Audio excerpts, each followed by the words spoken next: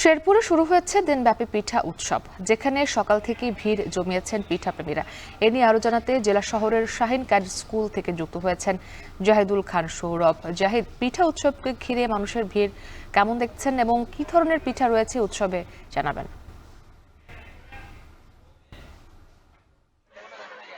মুক্তি, শীতকাল মানে কিন্তু একসময় ছিল পিঠা পুলির উৎসব, কিন্তু আধুনিক জীবনযাপন থেকে কিন্তু মানুষ ব্যস্ত হয়, কিন্তু এই পিঠা উৎসব বাড়িতে কিন্তু এখন হয় না।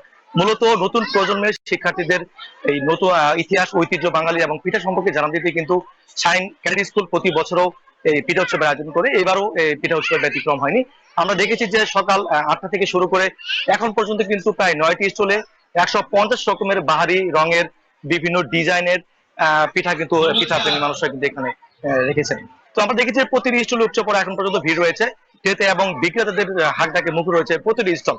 তো পিঠা এবার আমরা দেখেছি যে হারিয়ে যাওয়া অনেক পিঠা রয়েছে, বা বাঙালির যে ইতিহাস ঐতিহ্য বহন করতো সেগুলোর মধ্যে হচ্ছে ভাপা পিঠা, চিতই পিঠা, তারপর হচ্ছে মেরা পিঠা, ইলিশ পিঠা, তারপর হচ্ছে তেজপাতা পিঠা, ফুল পিঠা, বাহারি রঙের বাহারি নামের পিঠা রয়েছে। তো আমরা প্রতিটি স্কুল ঘুরে দেখেছি সকাল থেকে। তো এখানে যারা আয়োজক রয়েছে তারা হচ্ছে এই স্কুলের শিক্ষক শিক্ষিকা এবং স্কুলের শিক্ষার্থী এবং অভিভাবক বিন্দু, তারাই মূলত ক্রেতা এবং বিক্রেতা।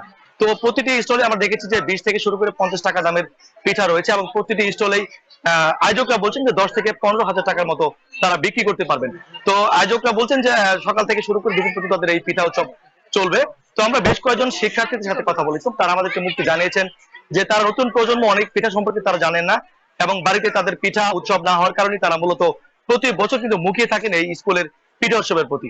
তো এইখানে যারা এই স্কুলের যারা আয়োজক রয়েছেন এবং শিক্ষক মন্ডলী রয়েছেন, তারা বলছেন যে নতুন প্রজন্মের অনেক যারা শিশু রয়েছেন তারা কিন্তু বাড়িতে পিঠাপুলি খেতে অভ্যস্ত না, কিন্তু প্রতি বছর যখন এই উৎসবটা শুরু হয় তারা কিন্তু মুখিয়ে থাকেন যে এখান থেকে তারা পিঠা কিনে নিয়ে যাবেন, পিঠা খাবেন এবং পিঠার নাম সম্পর্কে জানবেন। তো এখন পর্যন্ত আমরা দেখেছি প্রত্যেকটি স্টলে কিন্তু উপচে পড়া ভিড়।